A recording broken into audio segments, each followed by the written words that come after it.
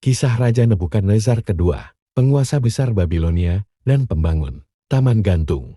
Masa kecil Nebukadnezar kedua. Nebukadnezar kedua lahir sekitar tahun 634 sebelum Masehi sebagai putra dari Nabopolassar, seorang jenderal yang berhasil merebut kekuasaan dari bangsa Asyur dan mendirikan kekaisaran Babilonia baru. Sejak kecil, Nebukadnezar diajarkan ilmu pemerintahan, strategi militer, dan arsitektur. Ia dibesarkan dalam lingkungan yang penuh intrik politik dan peperangan, karena ayahnya sedang berjuang untuk memperkuat kekuasaan Babilonia. Dari kecil, Nebukadnezar menunjukkan kecerdasan dan ambisi besar. Ia sering mendampingi ayahnya dalam ekspedisi militer, belajar bagaimana menaklukkan musuh dan mengelola pemerintahan. Seiring bertambahnya usia, ia dikenal sebagai pemuda yang karismatik dan penuh visi, terutama dalam membangun kejayaan Babilonia. Menjadi raja dan kejayaan Babilonia pada tahun 605 sebelum Masehi. Setelah kematian Nabopolassar,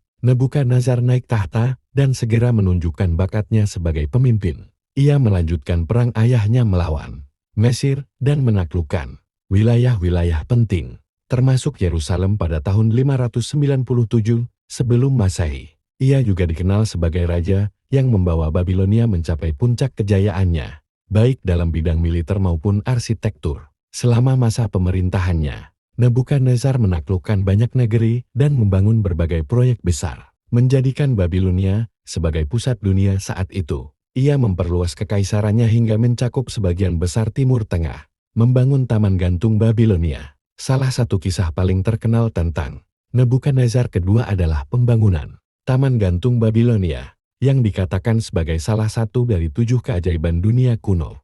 Menurut legenda, taman ini dibangun untuk istrinya, Amitis dari Media, yang rindu akan pegunungan hijau di kampung halamannya. Nebukadnezar memerintahkan pembangunan taman megah, dengan sistem irigasi canggih yang memungkinkan air mengalir ke teras-teras tinggi, menciptakan ilusi pegunungan hijau di tengah gurun Babilonia. Walaupun keberadaan taman ini masih diperdebatkan oleh sejarawan, banyak sumber kuno menggambarkannya sebagai keajaiban arsitektur yang menunjukkan kecerdasan dan kekayaan Babilonia di bawah kepemimpinan Nebukadnezar. Pembangunan besar lainnya, selain Taman Gantung, Nebukadnezar juga membangun dan memperbaiki berbagai struktur monumental, termasuk 1. Gerbang Ishtar, pintu gerbang biru megah dengan relief singa, naga, dan banteng, yang menjadi salah satu simbol Babilonia. 2. Kuil Marduk Esagila, kuil besar untuk dewa utama Babilonia, Marduk. 3. Menara Babel atau Menanki, sebuah zigurat raksasa yang diyakini sebagai inspirasi dari kisah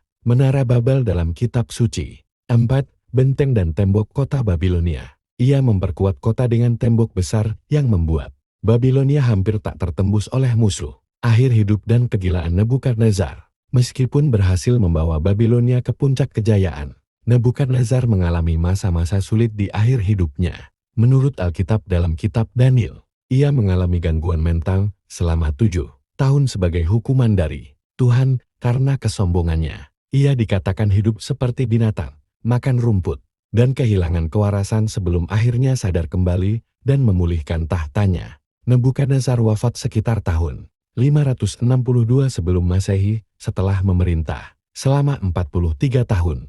Meninggalkan Babilonia sebagai kota terbesar dan terkaya di dunia saat itu. Setelah kematiannya, Babilonia perlahan mengalami kemunduran dan akhirnya ditaklukkan oleh Persia pada tahun 539 sebelum Masehi. Kesimpulan, Nebukadnezar kedua adalah salah satu raja terbesar dalam sejarah dunia. Ia tidak hanya dikenal sebagai panglima perang yang sukses, tetapi juga sebagai arsitek dan pembangun hebat.